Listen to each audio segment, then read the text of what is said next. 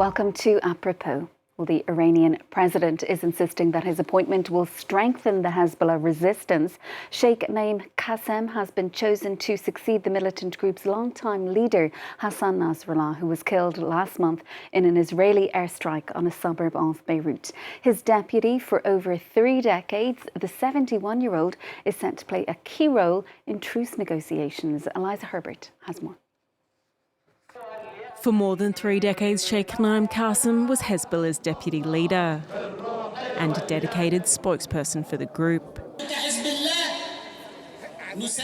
We, as Hezbollah, will continue to acquire strength, increase in number, and prepare as much equipment as we can in order to persist on the field, facing Israel and those behind it.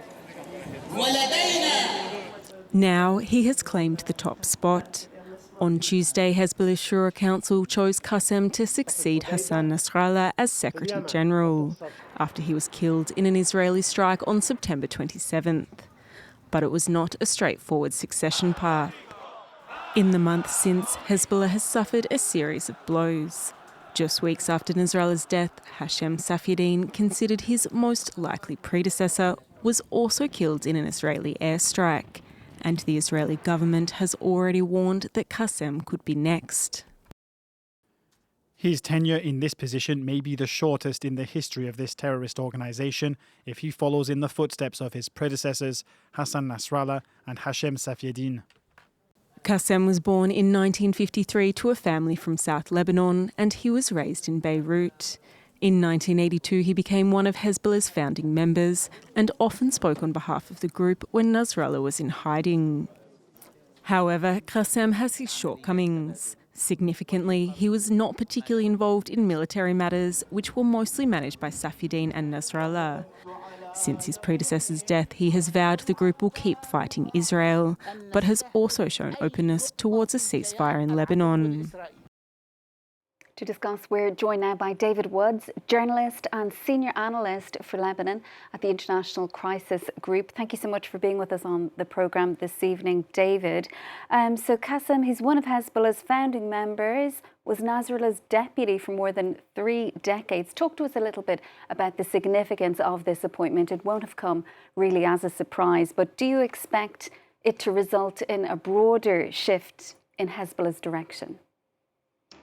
So I think that Naim Qassem is a pragmatic and safe choice by Hezbollah as the new leader. As you mentioned, for over 3 decades, he was the deputy leader of the party, and he's someone who's been with the party since its earliest days. We also know that with someone like him, he's very well known not just to Hezbollah's supporters, but a well-known figure in Lebanon and also to the international community. Also, as you point out, he's not Nasrallah. I mean, they're incredibly big shoes to fill. Nasrallah was someone who was very charismatic and deeply involved in military strategy. Naim Qassem has been always considered more of a spiritual leader for the party. And also, it's very likely that more likely number 1 choices, including Hashem Safieddine and perhaps other senior Hezbollah figures, have fallen prey to Israel's targeted assassinations, which have really ramped up in the past 6 weeks.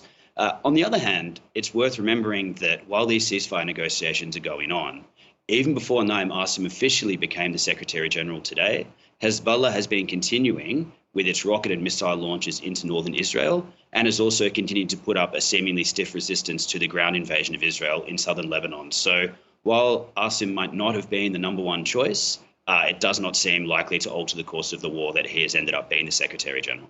And he's set to play a key role in any future truce negotiations. Will it be him who will ultimately have to decide if Hezbollah accepts a ceasefire? What kind of a role do you think he's going to play? So Naim Qassem, as a senior figure in Hezbollah, will obviously have a voice and a position at the table in those sorts of negotiations. But Hezbollah is an institution that has processes in place. Most of the members of the Shura Council, which guides the ultimate direction of the party, still survive and are finding ways to communicate, evidently, it would seem. So they will also be involved in the decision. I think it's also important to not discount the role of Iran, which has reportedly taken a more direct role in the military strategy of Hezbollah. And equally, Iran will be involved in negotiations for any kind of ceasefire in Lebanon.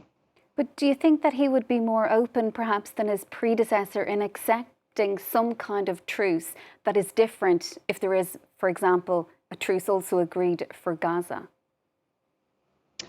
So, as we know, Hezbollah from the start of this conflict back in October last year had insisted that it would not stand down until there was a ceasefire in Gaza. Now, in recent weeks, after Israel's massive escalations against the group, it seems as though Hezbollah is showing more flexibility. And Naim Qassem himself has already said in his public addresses as the acting leader of Hezbollah that he supports truce negotiations. While these negotiations should be encouraged, it's also worth noting that Hezbollah is clearly not in a position of weakness where it would accept just any terms in order to get a ceasefire. So while there might be a ceasefire in Lebanon without a ceasefire in Gaza, it cannot be on terms that would effectively amount to a complete surrender of Hezbollah.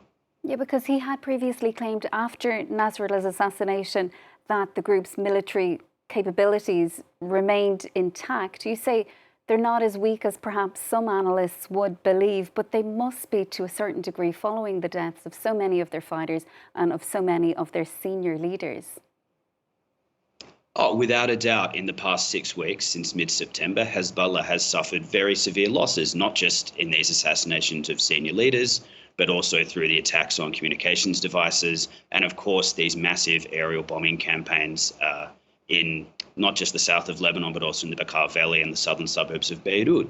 But on the other hand, as we're seeing, during this period, ever since that massive escalation started, Hezbollah has maintained its rocket and missile fire into northern Israel and is still clearly coordinating and mounting a resistance to the ground invasion in the south. So while undoubtedly Hezbollah's military capabilities have been weakened, we don't know how much. And what we do know for sure, however, is that it's clear the party is not down and out in its confrontation with Israel.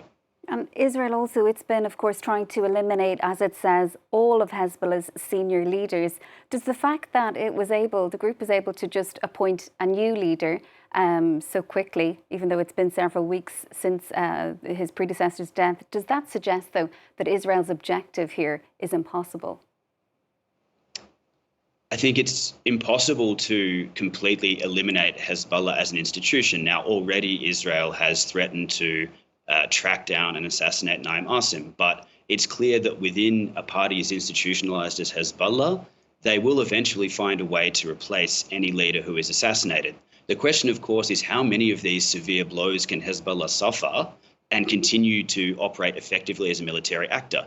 We don't know how long that would take, but what we do know is that, as we're seeing with this ground invasion, that Israel, by entering on the ground in Lebanon, which it sees as necessary to achieve its war objectives, is suffering significant casualties, and that will have an impact on Israel's calculus about truce negotiations and whether it wants to continue to prosecute this war, which is disastrous not just for Hezbollah and Lebanon, but also increasingly for Israel. And David, does Qassem's appointment, does that suggest to you that Hezbollah is running its own affairs rather than advisors in Iran? What would your view be on that? I think it's really impossible to tell from outside the party exactly how coordination is going on between the leadership. And this, of course, has been massively complicated by the fact that Israel has not just infiltrated the party with intelligence sources, but also with these attacks on communication devices, which make the bare act of talking to each other, especially as senior leaders, much more difficult. However, while the party remains operational on some level, it is clear that Iran is taking a more direct interest and involvement in what the party is doing and would have obviously been involved in discussions about who would replace Nasrallah as the permanent Secretary General. David, you're also a journalist as well as being an analyst. If we can look to what is happening in Gaza, UNRWA, the UN agency, banned from operating in Israel. Do we know how many journalists, how many UN staff have been killed there at this stage in the war? I don't have the specifics on those figures, but if we're talking about UNRWA and this decision to ban it, that could have disastrous consequences for Gaza and also for the West Bank and everywhere that UNRWA operates within Palestine. And the obvious reason for that is that so many Palestinians rely on this agency for bare essentials. And while there's this assumption that other UN agencies could step into the breach, and maybe they can with emergency supplies like food, issues such as education and healthcare are things that UNRWA provides directly to Palestinians, and there is no viable alternative to that, which could, of course, lead to further radicalization and, of course, the deepening of the humanitarian and development crisis that already exists in Gaza. And some observers have described the move to ban the agency as essentially a declaration of war against the United Nations. What now for Israeli UN relations? They were obviously before this not in a good place. I mean, I think already Israeli UN relations were approaching rock bottom, and we've seen also in Lebanon that there has been a massive spat caused by Israeli attacks that have been wounding various peacekeepers who are with the UN peacekeeping force UNIFIL in the south of Lebanon. So this is part of a wider trend where clearly Israel views the United Nations as a hostile actor. On the other hand, really, while the UN will continue to press for calm and a ceasefire and an end to the violence both in Gaza and in Lebanon and the region more generally, it's incumbent on the United States, really, as Israel's main ally and patron, to apply serious pressure to Israel to de-escalate and move towards diplomatic solutions. Now, that might seem quite unlikely before the presidential elections, but both presidential candidates, whether Donald Trump or Kamala Harris should win, should immediately move to really push Israel to move away from the logic of violence and towards the logic of negotiation, which is in the interest not just of the entire region, but also Israel itself. But do you think the US is likely to do that and will have any impact on what Netanyahu decides to do? Well, obviously, both candidates have said that they favour a rapid conclusion to the war. We don't know exactly what will happen until we know who will be the new president. Now, clearly, the US has the tools to apply more pressure to Israel, not just because it provides so much political cover to Israel's activities, but also because Israel is so reliant on American arms shipments. So the tools are there, and whether there'll be political will to use it, well, the longer this conflict goes on, the greater it exposes the United States to being drawn into this conflict. And for that reason, thinking pragmatically from the American point of view, it would seem like logical for Washington to, again, move Israel away from this logic of using violence to achieve its objectives and to do so through diplomacy instead. David, thank you so much for your time on the programme. We'll have to leave it there for now. That is David Wood, journalist and senior analyst for Lebanon at the International Crisis Group. Well, that's it from us.